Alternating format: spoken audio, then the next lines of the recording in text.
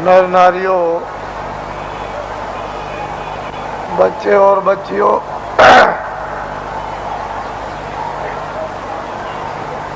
लोग अपने अपने गृहस्थ आश्रम में जब संसार का सब अनुभव बच्चों का, भाइयों का, माता पिता का, पत्नी और पति का जब गृहस्थ आश्रम में अनुभव कर लेते थे तो अंत में मोह ममता को त्यागने के लिए लोग अपनी आखिरी आयु का, उम्र का एक हिस्सा ये सोच करके देते थे कि अब चलते चलाते हमारा कल्याण हो जाए।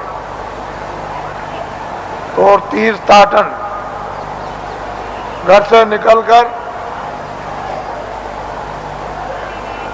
भागवत या गीता कराकर और भोज कराकर देशाटन के लिए, तीर्थ यात्रा के लिए निकल पड़ते थे और ये हाथ जोड़ते थे कि हम आ गए तो आ गए, अब हमको ये समझो कि हम नहीं हैं। हमारा यदि समय पूरा हो जाए तो हम बीच में ही चले जाएंगे। इस तरह से लोग घर से निकलकर तीर्थों में, देवस्थान में, ऋषियों मुनियों महात्माओं के आश्रम में लोग आखिरी आयु में भ्रमण करते थे। ये आशा तोड़कर जाते थे कि अब हमको घर में वापस नहीं जाना, और रास्ते ही में उनका शरीर शांत हो जाता। सियार ने खाया, ऐसे ही पड़ा रह गया, गड्ढे में गिर गया, किसी ने फेंक दिया, ये कुछ नहीं। घर से निकल गए और चले गए। पहले सभी आश्रमों में ये नियम था, अब ये किया गया, अब ये बताया गया है कि गृहस्थाश्रम में रहो और आपको सच्चा सत्संग, सच्चे महात्मा का मिलना चाहिए, जिससे सत्संग और उसके वायुमंडल में अगर यदि शरीर शांत होता है तो अपने को वो परम सौभाग्यशाली ये समझे कि मेरी आत्मा का हो गया कल्याण। मैं जो कह रहा था कि अगले साल इसमें से कितने लोग यहाँ पर जो बैठ करके सुन रहे हैं वो अगले साल यहाँ नहीं आ सकेंगे, उनका समय पूरा हो जाएगा। इससे ये मालूम होता है कि आपका समय साल से कम रह गया, इसलिए दोबारा फिर ये आपको अवसर नहीं मिलेगा। न तो आप दर्शन दे सकते हो और न आप दर्शन कर सकते हो और न आप सत्संग सुन सकते हो, क्योंकि श्वासों की पूंजी समाप्त हो जाएगी और अनमोल मनुष्य शरीर किराए के मकान से जीवात्मा को विवश और लाचार होकर के निकलना पड़ेगा। तो आपने देखा होगा, आज सुबह लाइन में खड़े हुए पूजा के लिए, न कोई बीमार है, आराम से खड़े हैं और पूजा की प्रतीक्षा में है कि हम वहां तक पहुंच जाएं और प्रसाद ले लें, और बस उतने ही में जमीन पर बैठे और शरीर छूट गया, यानी जीवात्मा शरीर से निकाल दी गई। ये जीव का बहुत ही अहोभाग्य, ऐसा अवसर जीवों को मिलता नहीं है। ऐसे वायुमंडल में, ऐसी देखरेख में, ऐसे संकल्प में, ऐसे संदेश में, मालिक की याद में, उसकी पूजा में अगर श्वासों की पूंजी समाप्त हो जाती है और शरीर से जाना पड़े तो उसकी संभाल हो जाती है, वो जीव इधर उधर नहीं जा सकता। महात्माओं को मालूम है कि ये जीव कहाँ जाएगा और इसका हिसाब किताब कहाँ पर होगा, वो पूरा उनको मालूम है। जिस तरह से खुली आंखों से आप हमको देखते हो बाहर की शरीर की आंखों से और मैं आपको देखता हूं, इसी तरह से अंतर्ज्ञान दृष्टि के द्वारा वो सब कुछ दिखाई देता है कि जीव इधर से जैसे ले जाए जाते हैं वो कैसे जा रहे और कहाँ इनका हिसाब होता है। ये महात्माओं को सब मालूम। पिछली किताबों में महात्माओं ने बहुत कुछ आपके लिए निराकरण कर दिया है और उन्होंने आपको बहुत विश्वास दिला दिया, उसके कहने की जरूरत नहीं है। तो 2 आदमियों का यहाँ पर शरीर छूट गया और कल दोनों के दोनों ही गए। इससे ये मालूम हुआ वो बड़े बेचारे प्रेमी थे, बड़े भक्त थे और बराबर सत्संग में जगह जगह सम्मिलित होते रहते थे, सत्संग सुनते थे और दर्शन देते और दर्शन करते थे। ऐसी उनकी बड़ी तीव्र लालसा रहती थी।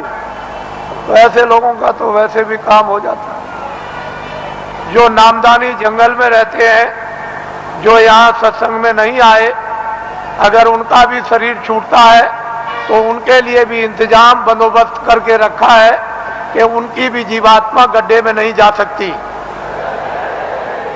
उनको मालूम है कि कहाँ किस समय पर। इसके माने ये नहीं है कि यहाँ सत्संग में बैठे हैं और आपका दर्शन कर रहे और दर्शन दे रहे और वो जंगल में जीव जो है वहां से चला गया, ऐसा नहीं।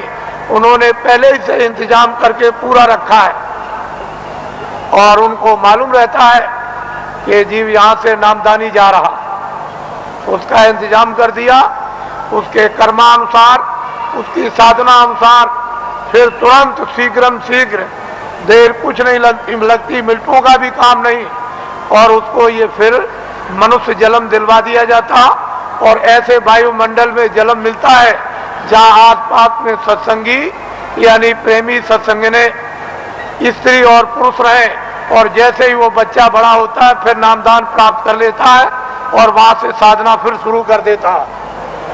यदि बीच में फिर उसकी साधना अधूरी रह जाए और फिर वो अपना शरीर छोड़ दे तो फिर उसकी संभाल हो जाएगी और ऐसी जगह पर उसको जल में दिलवा दिया जाएगा कि फौरन सत्संग में फिर आकर और नामदान को प्राप्त कर लेगा और जहां से साधना छूटी है फिर शुरू कर देगा।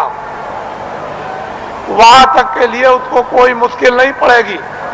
वो आनंद फानंद एकदम तत्क्षण बताते ही उसका काम होगा और आगे उसके लिए थोड़ी मेहनत करनी है। इस तरह से जीवों की नामदान देने के बाद संभाल हर तरह से होती रहती है, बशर्ते यह है कि आप कोई बुरा काम न करें, किसी का आप कत्ल न करें, हिंसा न करें, कोई चोरी न करें, डकैती न करें, अमानवीय काम न करें। जहां तक हो जाए तहां तक सूझ समझ से इन सब चीजों से बचे रहे और जो गंदगी आपके पास में जमा है वो जल्दी से उसको उतार दिया जाएगा। लेकिन जब आप गलती कर लोगे और तुम ये नहीं समझोगे कि मालिक देख रहा और जितने नामदान दिया है वो देख रहा, तुम उसको और मालिक को अंधा समझोगे तो वो कर्म जमा हो जाएगा और उसकी आपको सजा मिल जाएगी। फिर आप रोओगे, चिल्लाओगे। हर तरह से यानी जीवों की संभाल होती है। ये बहुत ऊंचा संदेश और ऊंचा विज्ञान है। ये छोटी मोटी चीज नहीं है। उनको सब मालूम है कि जीवात्माएं कैसे उतरती हैं और कैसे चढ़ती हैं और मनुष्य शरीर में कैसे डाली जाती हैं और किस तरह से निकाली जाती हैं। फिर ये किन किन योनियों में इनके जाने का हिसाब होता है और उनके तार यानी उनकी डोरियां किस किस तरह की हैं और कौन कौन सी डोरी किस किस योनि में, 84 में या नरकों में या भिन्न भिन्न अलग अलग नरकों में, 4 खानों में, 84 लक्ष्योनियों में, ये महात्माओं को सब जैसे आईने के सामने खड़े हो जाओ ऐसे दिखाई देता है।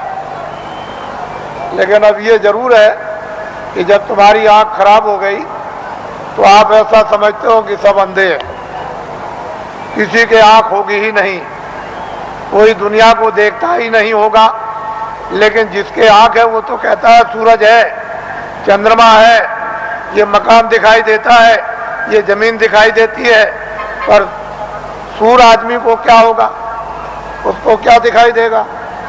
इसलिए जगत अंधा हो गया है और बहरा हो गया, वो महात्माओं को पहचान नहीं पाता, समझ नहीं पाता, उसके पास समझने की बुद्धि नहीं और आंख अंधी हो गई तो कैसे पहचाने। कहीं अगर उसको आत्म आंख हो गई होती, वो दिव्य नेत्र ज्ञान चक्षु खुल गया होता, तब तो उस नूर में, उस प्रकाश में पहचान लेता। तो हिंदुओं और मुसलमानों और सिखों और ईसाइयों